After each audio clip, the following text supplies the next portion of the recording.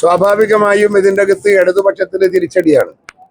ഇടതുപക്ഷത്തിന്റെ അകത്ത് നിന്ന് പാർട്ടി അണികൾ വളരെയേറെ പൊട്ടിത്തെറിക്കുന്ന ഒരു രാഷ്ട്രീയ ചുറ്റുപാടിലാണ് അവരിപ്പോൾ നിന്നുള്ളത്.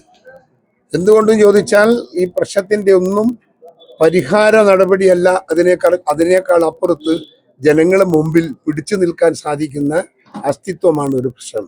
ആ അസ്തിത്വം കവർ ചെയ്യാൻ ഇടതുപക്ഷത്തിന് സാധിച്ചിട്ടില്ല. അതുകൊണ്ട് തന്നെ അതിന് സഹായിക്കുന്ന ആളുകളോർക്ക് പിന്തുണ പ്രഖ്യാപിച്ചുകൊണ്ട് അണികൾ മാറി നിൽക്കുന്നു എന്നുള്ളതാണ് ഇന്നത്തെ രാഷ്ട്രീയ സാഹചര്യം. മത്സരിക്കാൻ തയ്യാറായി കഴിഞ്ഞാൽ യുഡിഎഫ് പിന്തുണ ഉൾപ്പെടെയുള്ള കാര്യങ്ങൾ അങ്ങനെയായിരിക്കും ഒക്കെ പരിഗണിക്കാം. അതൊക്കെ പരിഗണിക്കേണ്ടി വരും.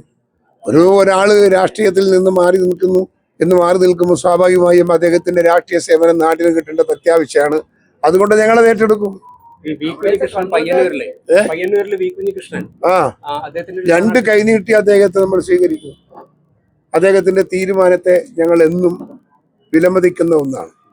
എന്തു പറഞ്ഞാലും ഇത്രയും നട്ടലോടുകൂടി ഒരു കാപട്യം പുറത്തു കൊണ്ടുവരാൻ ശ്രമിച്ച ഒരു സാധാരണക്കാരനായ ഒരു പാർട്ടിക്കാരൻ ഇടതുപക്ഷത്തിന് ഇതുപോലെ ഒരു കിരാതമായ ഒരു നെഞ്ചത്ത് ചവിട്ടുന്നത് ഇതുപോലൊരു സംഭവം ആദ്യത്തേതാണ്.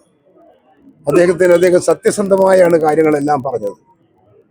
ആരും പറയുമെന്ന് പ്രതീക്ഷിക്കാത്ത ഒരു കാര്യമാണ് അദ്ദേഹം അത് പബ്ലിക്കാക്കി പറഞ്ഞതെന്നും അത് ഉൾക്കൊണ്ടുകൊണ്ട് പറഞ്ഞത്.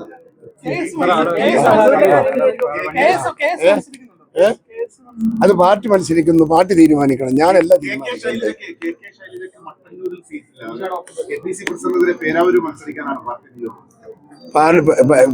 പിന്നെ KPCC പ്രസിഡന്റ് ആവാൻ പറഞ്ഞിട്ടില്ലല്ലോ.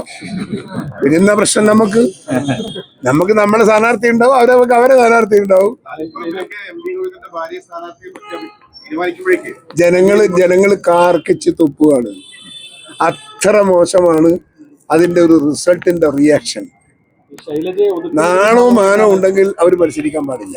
അത്ര പബ്ലിക്കിൽ നിന്ന് അഭിപ്രായ വ്യത്യാസമുണ്ട് അദ്ദേഹത്തെ കുറിച്ച്.